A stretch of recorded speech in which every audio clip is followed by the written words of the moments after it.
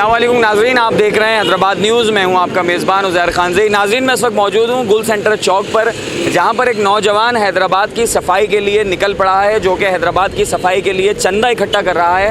और वो चाहता है, उसकी ख्वाहिश है कि वो चंदा इकट्ठा करके शहर में जो गंदगी है, क्योंकि जो मुंतखब नुमाइंदे हैं और जो मुंतखब बल्दियाती इदारे हैं वो इस वक्त अपना काम पूरा नहीं कर रहे हैं। हालांकि उनको फंडिंग्स भी मिलती हैं, उसके बावजूद शहर की हालत ज़ार बहुत अबतर है और हैदराबाद शहर कचरे का ढेर बन चुका है।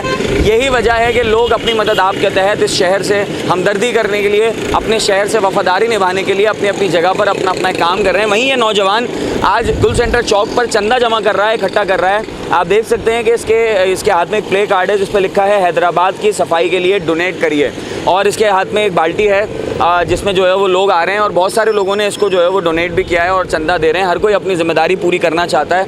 नाज़रीन, ये हश्र हो चुका है हैदराबाद शहर का कि लोग अब पैसे इकट्ठे करके हैदराबाद शहर की सफाई करते हैं। नौजवान से बात करते हैं, उससे पूछते हैं उनके क्या मिशंस हैं, क्या अज़म है, वो क्यों मेहनत करके अब बजाय पढ़ाई करने के, बजाय अपने लिए सोचने के, अब बजाय जो है वो अपने लिए अपनी फ्यूचर प्लानिंग करने के लिए कुछ करने के बजाय ये सड़क पर यहाँ पर इस तरह ख्वार हो रहे हैं, वो भी शहर हैदराबाद की सफाई के लिए। अस्सलाम वालेकुम, क्या नाम है आपका? बिस्मिल्लाह, मेरा नाम ज़ैन है और मैं कहाँ रहते हैं, क्या करते हैं? जी, मैं हैदराबाद में रहता हूँ, ठीक है। और अभी तो मैं आवाम लोकल जो मसले हैं उन पे आवाज़ उठा रहा हूँ। और वैसे एजुकेशनल बैकग्राउंड अगर आप जाना चाहते हैं तो मैं अभी कॉलेज में हूँ, ठीक है। लेकिन मेरा मकसद ये यहाँ पे आने का ये है कि हमारे लोकल गवर्नमेंट है, मेयर हैदराबाद है, और जो हमारे जो यूसी चेयरमैन से काउंसलर्स हैं, इनसे मेरी रिक्वेस्ट है कि आप लोगों के मसले हल करें, ठीक है। मैंने 12 NGO में काम किया है, दूसरे NGOs में, मेरी अपनी मैं NGO चलाता हूँ और मैं अपने सोशल मीडिया के थ्रू लोगों से इंटरेक्ट करता हूँ, तो वो मुझे यही कंप्लेंट करते हैं कि यार हमारे घरों के आगे कचरा है। तो मेरी रिक्वेस्ट है उनसे कि या तो आप कचरा साफ़ करें, हमारे टेस्ट को यूटिलाइज़ करें। मैं ज़ैन निकला हूँ अपने शहर को साफ़ करने के लिए, और इसके साथ ना सिर्फ मैं साफ़ करूँगा बल्कि जो मैं अपने पैसे जमा कर रहा हूँ, अभी मेरे 21,000 हो चुके हैं और 40,000 मेरा टारगेट है। और जो मेरे पैसे हैं मैं उनका हिसाब दे रहा हूँ लोगों को, जितने खर्च हुए, कहाँ खर्च हुए, कितने खर्च हुए।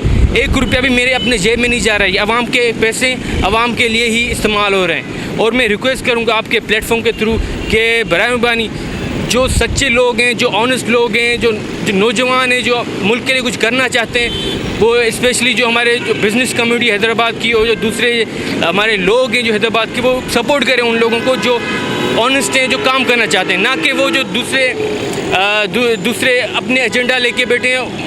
मुल्क और कौम के लिए कोई खिदमत नहीं है। आपने बताया कि 40,000 रुपये का आपका टारगेट है, 21,000 रुपये माशाल्लाह आपने इस तरह जमा कर लिए हैं। तो 40,000 रुपये जब आप इकट्ठा कर पाएंगे तो उस 40,000 रुपये का आप क्या करेंगे, ज़रा नाज़रीन को बताएं।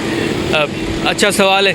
एक्चुअली 40,000 में एक्चुअली वो जो मशीन है, एक मशीन है सफाई की, और वो मशीन एक्चुअली जो दूसरे मुल्क हैं, जो जैसे दुबई हो गया, न्यूयॉर्क हो गया, लंदन हो गया, और जो हांगकॉन्ग हो गया, और ऐसे दूसरे ममालिक के डेवलप ममालिक हैं, वो ये मशीन इस्तेमाल करते हैं सफाई के लिए।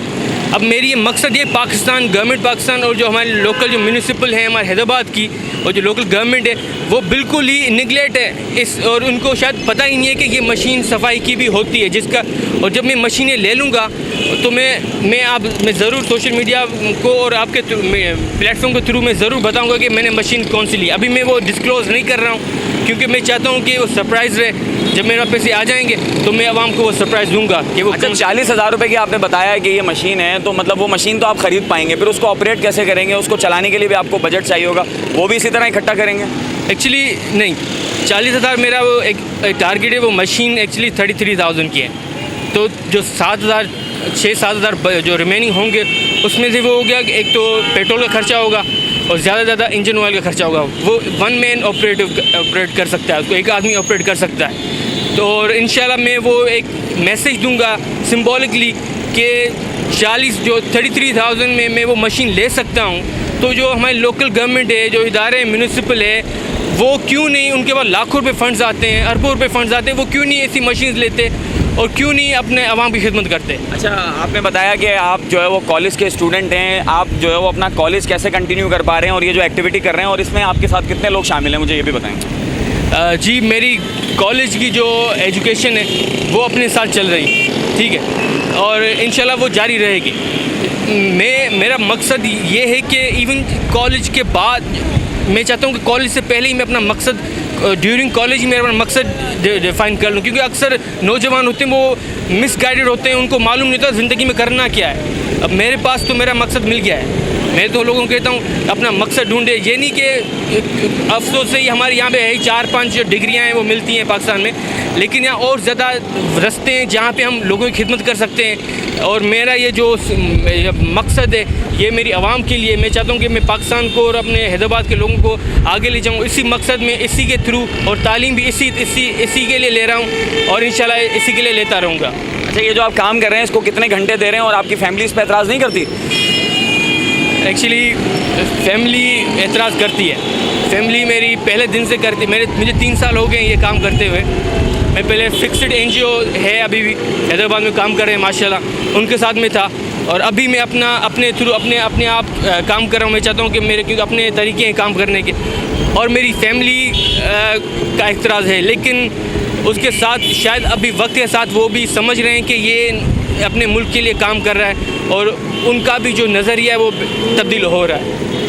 जी बहुत शुक्रिया। नाज़रीन, आप देख रहे हैं क्या हश्र हो गया है हैदराबाद शहर का। हैदराबाद शहर लावारिस हो चुका है। अब आखिरकार लोग तंग आकर अपनी मदद आपके तहत घरों से निकल आए हैं, और मैं अप्रिशिएट करूंगा इस हैदराबाद के बेटे को कि वो एक मिशन लेके हैदराबाद शहर के लिए निकला है और एक मेहनत कर रहा है, और अल्लाह इसकी मेहनत को कामयाब करे, और ये जो है हुक्मरानों की तरह ना निकले कि कहीं जो है वो ये चंदा जमा करके ये भी जो है वो अपने लिए एक बाइक ख़रीद ले।